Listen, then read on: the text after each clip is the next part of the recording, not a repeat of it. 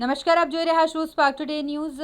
સિટીના Ahmedabad management association ખાતે small industry development bank of India તથા એથિક્સ ફિનટેક પ્રાઇવેટ લિમિટેડ સાથે મળીને ફિનટેક અને બેન્કિંગ સિનર્જી વિષય પર કોન્ફરન્સ યોજવામાં આવી. આ કાર્યક્રમમાં એસઆઈડીબીઆઈ ભારત સરકારના પ્રતિનિધિઓ, એફજીએસસીડીએના પ્રમુખ અને પદાધિકારીઓ, ઇન્ડિયન ડ્રગ મેન્યુફેક્ચરિંગ એસોસિએશનના પ્રમુખ, એથિક્સ ફિનટેક પ્રાઇવેટ લિમિટેડના સીએફઓ તેમજ દવા ક્ષેત્રના અન્ય વેપારીઓ અને અનેક ઉદ્યોગપતિઓએ ભાગ લીધો હતો.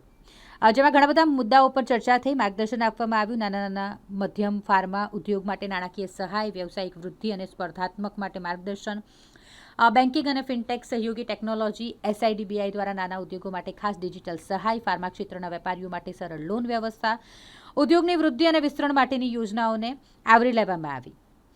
જે રીતે કોર્પોરેટ જગત ભારતમાં વેપાર કરવા માટે આતુર છે, તેમાં નાનામાં નાનો વેપારી પોતાના કેપિટલ દ્વારા કોઈ કોમ્પિટિશનમાં ટકી રહે તે માટે એક ફેડરેશન દ્વારા સિડબી એટલે કે એસઆઈડીબીઆઈ સાથે આ મીટિંગનું આયોજન કરવામાં આવ્યું છે. आज जिस तरह से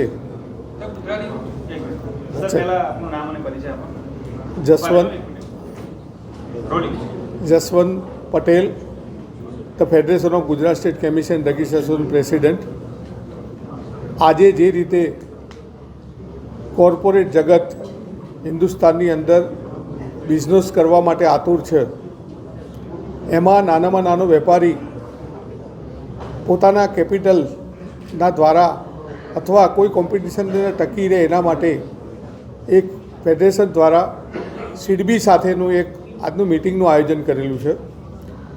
ઇથિક્સ ફિનટેક કંપની દ્વારા સીડબેકને આમંત્રણ આપવામાં આવ્યું અને મેં મારા કેમિસ્ટોને આવનારા જે કંઈ કોમ્પિટિશન છે એની અંદર અને જે રીતે SIDBI small industry development bank of India જે છે કે જે સરકાર એમએસએમઈ નાના નાના વેપાર ઉદ્યોગને લોન આપે છે ઓછા વ્યાજે અને જીએસટીના આધારથી. આજે જ્યારે દવાઓની અંદર જીએસટી 12%, 18%, 28%થી ઘટી અને 5% થયો છે અને એક તરફ ફોરેન ડાયરેક્ટ ઇન્વેસ્ટમેન્ટ આ દેશની અંદર ધંધો કરવા આવી રહ્યા છે, ત્યારે નાનો વેપારી એક સારી રીતે પોતાના ધંધાના વધુને વધુ મજબૂતાઈથી આગળ વધારી શકે એના માટે સિડબી શું છે, સિડબી કેવી રીતે લોન આપે છે, એની પૂરેપૂરી માહિતી આપવા માટે મેં અમદાવાદથી આ એક જર્નીની શરૂઆત કરી છે. અમદાવાદ કેમિસ્ટ એસોસિએશનના પ્રમુખ, ઉપપ્રમુખ, ફેડરેશનના સેક્રેટરીને બધા હાજર છે અને સિડબીમાંથી આનંદ યાદવ સાહેબ પણ હાજર છે અને બિપિનભાઈ ઇથિક્સમાંથી પણ હાજર છે. તો આજે મારા મેમ્બરોને આવી રહેલી કોમ્પિટિશનમાં ક્યાં ને કેવી રીતે આજે જે રીતે દિન પ્રતિદિન દવાનો વ્યવસાય 15%થી વધી રહ્યો છે અને એની અંદર લોકો જે રીતે ધંધો કરવા આવી રહ્યા છે અને એમ આપણા બિઝનેસની અંદર નાનામાં નાના વેપારી કેવી રીતે ટકી શકે એના માટે આજે આ સિડબીની સાથેની એક મીટિંગનું આયોજન કરેલું છે. अहमदाबाद के अंदर सिडबी इथिक्स फिनटेक के द्वारा सिडबी को हमने इथिक्स को रिक्वेस्ट किया था कि आज आने वाली कंपटीशन में जिस तरह से फॉरेन डायरेक्ट इन्वेस्टमेंट इस देश में बिजनेस के लिए आ रहे हैं, वहाँ छोटे छोटे व्यापारी ये बिजनेस से वंचित न रह जाए, ये कंपटीशन से दूर ना हो जाए, इसके हिसाब से हमने सिडबी को फिनटेक इथिक्स फिनटेक के साथ हमने टाई अप करके एक मीटिंग का आयोजन किया था कि जो फॉरेन डायरेक्ट इन्वेस्टमेंट बिजनेस में कॉरपोरेट लेवल से आ रहे हैं, उसमें छोटे से छोटे व्यापारी को इजीली लोन जीएसटी के माध्यम से जो small development industry bank of India जो है, जो सेंट्रल गवर्नमेंट से ये होती है, जिसमें बहुत कम रेट में लोन मिलती है और व्यापारी को विदिन ऑनलाइन 5 मिनट में लोन मिलती है. तो व्यापारी को इस बिज़नेस में रहने के लिए एक सिडबी के साथ मीटिंग का आयोजन किया है. आज हमारे साथ आनंद यादव जी डीजीएम है, विपिन भाई इथिक्स से फिनटेक इथिक्स से है. तो आज हम व्यापारी को इसलिए बताया कि भाई फॉरेन डायरेक्ट इन्वेस्टमेंट के सामने कंपटीशन में टिकने के लिए किस तरह से कम ब्याज में, कम इंटरेस्ट के साथ अपने को ये लोन मिल रही है, इसके हिसाब से हमने एक मीटिंग का आयोजन किया है. एमएसएमई को बढ़ावा देने के लिए केंद्र सरकार लगातार प्रयास करती रही है. इसके अलावा अभी जीएसटी में भी आपको राहत मिली है, इसको आप कैसे देखते हैं? मैं तो केंद्र सरकार को अभिनंदन देता हूँ कि लोगों को स्वास्थ्य के जो महंगे आज जिस तरह से 12%, 18%, 28% काफ़ी सारी प्रोडक्ट में था, वो 5% में लाए तो मरीजों को बहुत सस्ती दवाइयाँ मिलेगी. दूसरा, जो आज 15% से ज़्यादा लोग कैंसर में पीड़ित थे, वो जो दवाई में 18% टैक्स जीएसटी था वो आज 0 कर दिया है.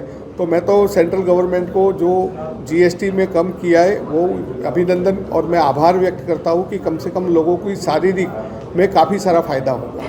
किस प्रकार की संभावनाएं नजर आती हैं आपको, आपकी जो इंडस्ट्री है इसमें इसका फायदा, इस जीएसटी का फायदा मिलने के बाद कितना विकास होने की संभावनाएं नजर आती हैं? विकास तो आज जिस तरह से 15.82% से दवाई के बिजनेस में बढ़ रहा है, तो वो तो आज भी देखो तो वर्ल्ड वाइज देखने जाओ तो इंडियन मार्केट में मेडिसिन सबसे सस्ती है और मेडिकल ट्रीटमेंट भी सबसे सस्ती है। लेकिन जब आज 12% से 5%, 18% से 5% और काफ़ी सारी प्रोडक्ट में जीरो हुआ है, तो बेनिफिट तो पब्लिक को बहुत अच्छा मिलेगा और लोगों का स्वास्थ्य अच्छा रहे, वही हम तो उम्मीद करते हैं। सरकार से और कोई डिमांड है आपकी? सरकार से मेरी डिमांड ये है कि अभी भी जो अगर एमआरपी पे फर्स्ट पॉइंट पे अगर जीएसटी ले लेना तो अभी भी एमआरपी बहुत सारी कम हो सकती है। काफ़ी सारी दवाई ऐसी है कि जिसकी एमआरपी बहुत बड़ी होती है, जिसमें काफ़ी एमआरपी के अगर जीएसटी ले लेना तो अभी भी गवर्नमेंट को भी बेनिफिट होगा और पब्लिक को भी बेनिफिट होगा। सिडबी की